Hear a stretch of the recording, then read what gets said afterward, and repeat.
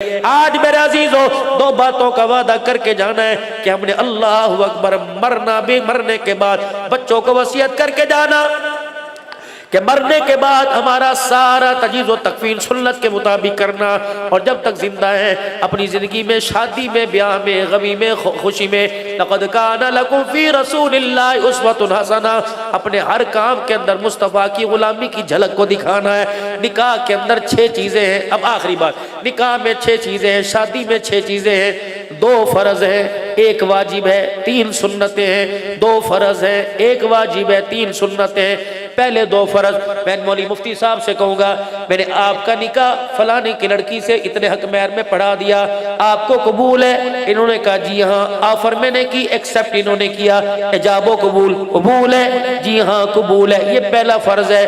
موجود ان گواہوں کے، موجود 2 گواہوں کے جو شادی کے گواہ، یہ دوسرا فرض ہے۔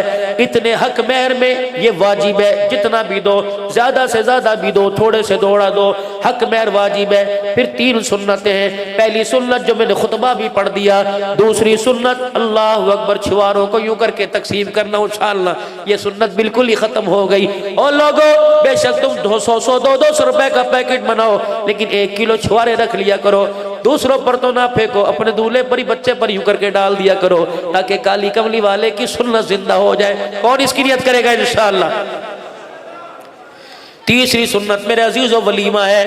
2 فرض ہیں، اجاب و قبول اور گواہ، 2 فرض، واجب حق مہر ہے، اور 3 سنتیں، خطبہ پڑھنا، چھوارے تقسیم کرنا اچھالنا، اور تیسرا ولیمہ۔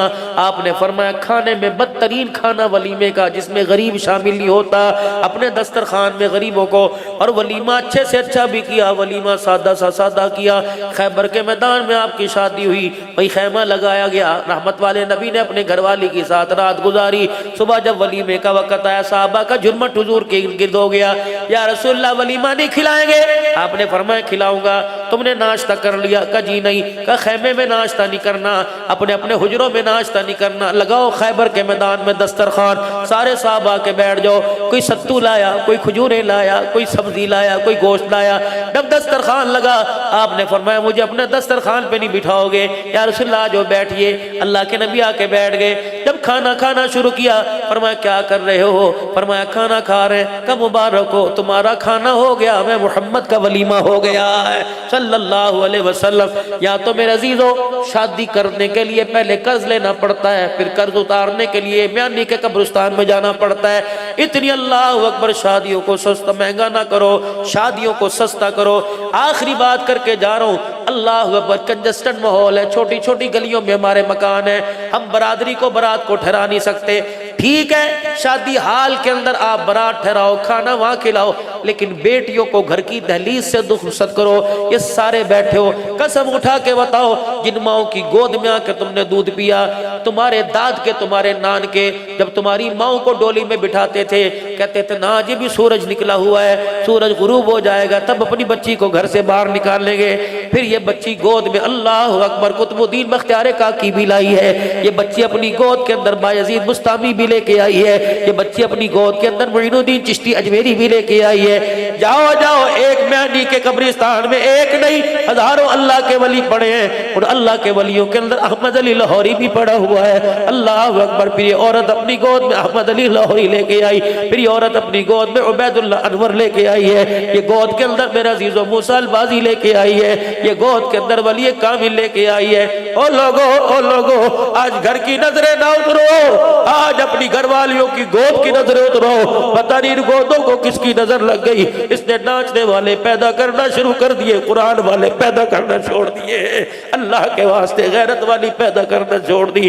میری بچی خدا کے واسطے خیال کر، تیرے سر پر دوپٹہ، تیرے سینے میں ایمان کی غیرت ہوگی تو تیرا گھر جنت بن جائے گا، سر سے دوپٹہ اترے غیرت ایمانی نکل جائے تو یہ جنت جہنم کے اندر تبدیل ہو جائے گا۔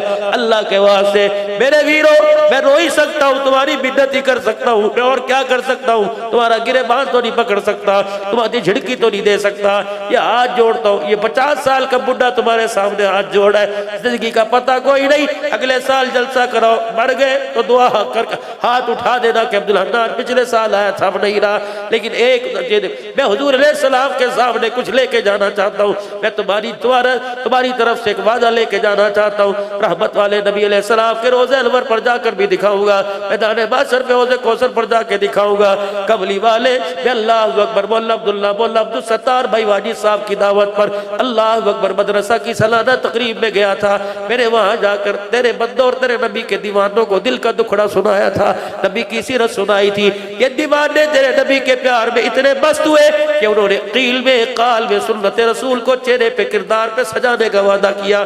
آج خدا کی قسم اگر واقعی نبی سے رشتہ ہے اور احساس ہوا اور تمہاری میری آنکھ کے اندر اللہ سے ڈر کا آنسو آیا تو آج نیت کرو کہ آج کے بعد انشاءاللہ اس داڑھی کو ہاتھ کوئی نہیں لگائے گا۔ کون ہے سچے دل سے کہ انشاءاللہ آج کے بعد میں داڑھی نہیں کٹاؤں گا؟ وہ جوان کھڑا ہو جس نے آج شیو کرائی ہو اور آج کے بعد انشاءاللہ نہیں کٹاؤں گا، وہ جوان کھڑا ہو جس کی چھوٹی چھوٹی داڑھی ہو اور کہ انشاءاللہ آج کے بعد داڑھی نہیں کٹاؤں گا۔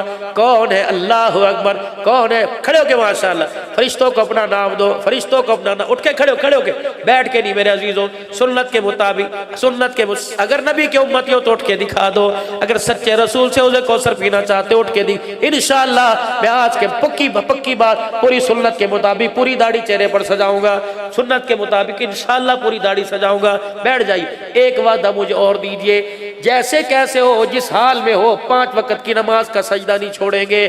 اگر میرے پکی بات ہے فجر کی نماز نکل گئی، آنکھ کھلی سورج نکل گیا، کہنا انا للہ و انا الیہ راجعون، جلدی سے وضو کرنا، چائے پینے سے پہلے جلدی سے وضو کرنا اور آ کر قضا پڑھ لینا، وہ اتنا کریم رحیم ہے تمہاری قضا کو بھی ادا کے اندر تبدیل فرمائے گا۔ جو آج قضا پڑھنے کی اللہ توفیق دے رہا ہے کل ادا پڑھنے کی توفیق دے گا۔ نیتیں کرو، اللہ رمضان کا مہینہ آ رہا ہے، انشاءاللہ میں 10 قرآن پاک ختم کروں گا، پکی 10 نہیں تو ایک تو لازمی کروں گا۔ رمضان کا مہینہ آ رہا ہے، یا اللہ تیرے رمضان کے مہینے کا استقبال پورے رمضان کی تراویح پڑھ کے کروں گا، کہو پورے روزے رکھوں گا انشاءاللہ۔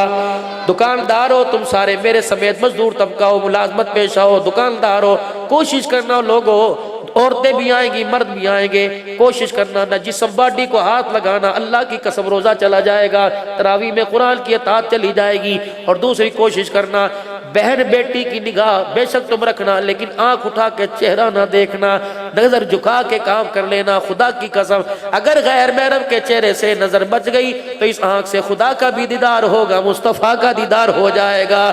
اگر یہ آنکھ نہ بچی، اللہ اکبر، مدینے کی گلی میں ایک نوجوان عورت جا رہی تھی، ایک آدمی پاس سے گزرا اور اس کے کان میں کہنے لگا آنکھیں تو ایسی ہیں جس طرح خدا نے تیرے سے پوچھ کے بنائی ہو۔ کہنے لگی اتق اللہ، اللہ سے ڈر۔ پھر ٹھنڈا ہو کا بھرا، کہا تجھے آنکھیں اچھی لگتی ہیں؟ کہا جی۔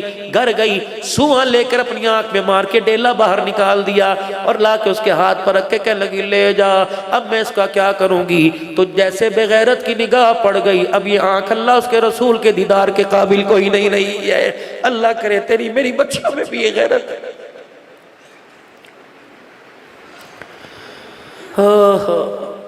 اللہ کرے میرے گھر کے اندر بھی میرے ارمان اللہ پورے کر دے۔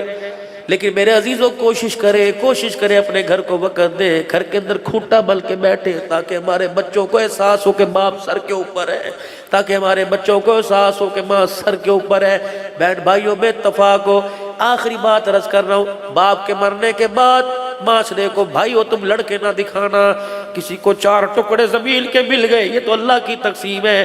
کسی کو نشتر کالونی میں مارکیٹ دے دی، کسی کو ریڑھی لگانے کی جگہ کوئی نہیں دی، یہ اللہ کی تقسیم ہے۔ اور لوگوں 3 چیزیں تمہیں دے کے جا رہا ہوں، قبول کر لو، پلے باندھ لو۔ اگر یہ 3 چیزیں تمہیں کہیں مل جائیں تو مجھے اطلاع کر دینا، خدا کے واسطے میں تمہارے سے مانگ کے لے جاؤں گا۔ پہلی چیز، حسن کھو جانے کے بعد جب چہرے پر زوال آ جائے، کہیں سے حسن ملے تو مجھے بتلا دینا۔ بڑھاپا آ جائے، جوانی چھل جائے، کسی مارکیٹ میں جوانی ملے بتلا دینا۔ تیسرا، ماں باپ کے جدا ہونے کے بعد کہیں سے ماں باپ کا پیار مل جائے تو مجھے بتا دینا۔ بڑی بڑی دنیا کی نعمتیں ملی، بڑے ملکوں میں جانا ہوا، اللہ کی قسم مجھے حرم کے اندر بھی خطابت کا، طائف کے اندر جس باغ میں میرے نبی کو پتھر پڑے تھے، جہاں آرام کیا تھا، مجھے وہاں بھی گھٹا تقریر کرنے کا، مجھے بیلباغ کے اندر بھی، مجھے حضرت مکی کی خانقاہ پر بھی، مجھے جدہ میں بھی، انڈیا میں بھی، بنگلہ دیش میں بھی، کتنے ممالک کے اندر اللہ نے مجھے موقع دیا۔ یقین جانو سیدہ زینب ایرانی لوگ بیٹھے تھے، انہوں نے سیدہ زینب کی ولادت منائی، میں بھی علماء چار جا کے بیٹھ گئے، کہنے لگے تم اس کو مانتے ہو؟ میں نے کہا تم کیا مانتے جو مانتے ہیں، لیکن میں عربی نہیں آتی، التصور زیدی تھا کراچی کا، انہوں نے کہا مولا آل رسول کا شان بیان کرو، عربی میں کروں گا، میں نے 40 منٹ آل رسول کا شان بیان کیا، وہ ایرانی عورتیں یوں کر کے دیکھنے لگی، کہنے لگی تم مسلمان ہو؟ میں نے کہا اہل بیت کو مانتے ہو؟ میں نے کہا پھر ان کی زیارت کو کیوں نہیں آتے، ان کے لیے دعا کرنے کیوں نہیں آتے، ان کو مانتے کیوں نہیں؟ اللہ کی قسم میرا سر جھک گیا۔